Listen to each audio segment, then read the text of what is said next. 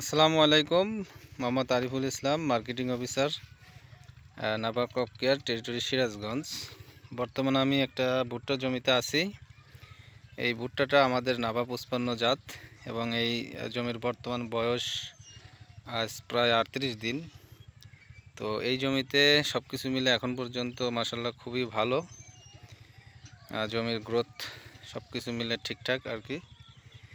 এখানে কৃষক ভাই অনেক খুশি আর কি আমাদের জাতটি তার জমিতে রোপণ করতে পেরে।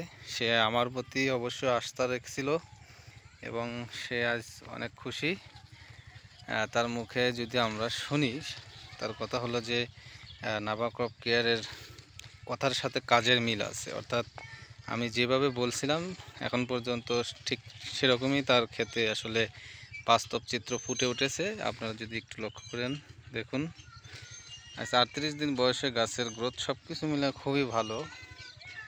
এখন আসলে জমিতে পানি সেচ দিয়ে আগাছানাশক স্প্রে করেছে এবং অলরেডি ঘাসগুলো মরতে শুরু করেছে।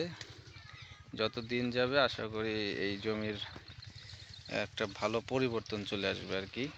এবং পাশাপাশি আমাদের নাবা ক্রপ কেয়ারের যে পণ্যগুলো আছে, ক্যাপ্টেন মনোজিং, হিউমিগোল্ড, ক্যাপ্টেন ম্যাকটপ, এছাড়াও নাবা জৈব সার, যে উপাদানগুলো আছে, যে পণ্যগুলো আছে, সবগুলো এখানে ব্যবহার করা হয়েছে পর্যায়ক্রমে।